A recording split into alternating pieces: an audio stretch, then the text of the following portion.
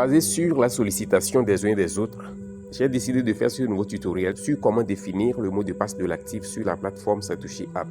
Alors les gars, suivez ce tutoriel étape par étape jusqu'à la fin pour ne pas rater cet aspect très essentiel dans votre airdrop sur la plateforme de minage Satoshi App. Parce que lorsque vous le faites mal ou bien lorsque vous commettez une erreur lors du processus de la définition de votre mot de passe de l'actif, alors cela vous fait dire que vous ne serez pas en mesure de lier votre adresse de réception lors de la distribution des jetons que nous menons sur la plateforme de l'application Satoshi. Avant de commencer, je voudrais vous inviter à vous abonner si vous n'êtes pas encore abonné à notre chaîne YouTube. Et si vous êtes déjà abonné ou non, de ne pas oublier de liker, de partager et de laisser un commentaire parce que tout ce que je viens d'énumérer permettra à l'algorithme de YouTube de recommander nos vidéos et nos tutoriels. Merci d'avance. Alors c'est parti.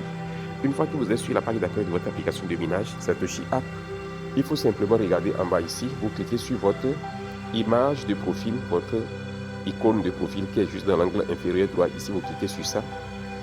Ainsi, une fois sur cette page, vous regardez en haut, vous allez voir votre email. Hello avec votre email en bas, donc vous cliquez sur ça. Cette page s'ouvre pour vous. Une fois que vous êtes ici, vous allez voir les différentes options qui sont là. Donc on suppose déjà que vous avez votre mot de passe de compte. Votre mot de passe est différent du mot de passe de l'actif.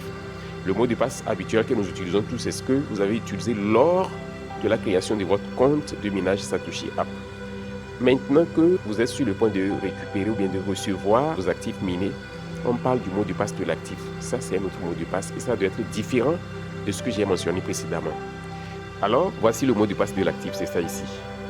À la 5e position, mot de passe de l'actif. Vous cliquez sur ça. Ici, comme vous le voyez, si vous n'avez pas encore défini votre mot de passe, la configuration va être différente. Ici, comme moi je l'ai déjà défini, je suis revenu encore sur affaire de mot de passe de l'actif. La plateforme pense que je vais changer mon mot de passe de l'actif. Maintenant, à votre niveau, ça va être différent. Lorsque vous autres vous serez ici, la plateforme va vous demander votre adresse email du compte, votre mot de passe du compte et juste après avoir rempli ces informations-là, le système va vous demander d'envoyer un code de sécurité dans votre email. Et maintenant, lorsque le code est envoyé, vous allez récupérer le code et vous venez insérer ça. C'est juste après avoir inséré le code de sécurité maintenant que la page pour pouvoir définir votre mot de passe de l'actif va s'ouvrir pour vous. Maintenant, sur cette page, vous allez insérer votre mot de passe de l'actif première et reconfirmer le mot de passe de l'actif deuxième case. Et pour confirmer ça, le système va vous demander votre mot de passe du compte que vous avez utilisé pour créer votre compte par le passé. Là, vous insérez le mot de passe maintenant et vous validez. Une fois que vous validez ça, automatiquement, votre mot de passe de l'actif sera défini de façon définitive.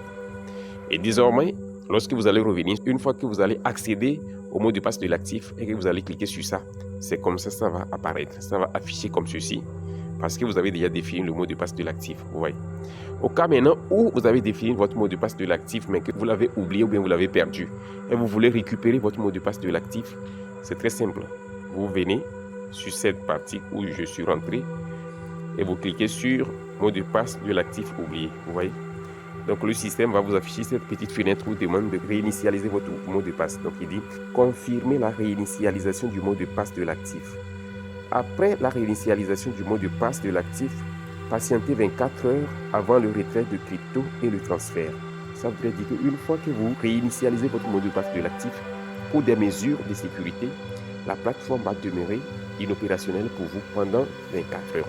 C'est juste après les 24 heures maintenant que vous pourrez de nouveau utiliser votre plateforme de Satoshi App pour les opérations de retrait et de transaction cryptographique. Vous voyez ça? Donc, c'est comme ça, cela fonctionne. Alors, lorsque vous arrivez à ce niveau, suivez juste les instructions, suivez les directives de la plateforme et vous allez pouvoir définir votre mot de passe de l'actif sans difficulté, sans complication. Merci d'avoir suivi cette vidéo. Je vous souhaite tous une bonne suite de minage, bonne réception de vos actifs minés et à la prochaine vidéo. Bye bye.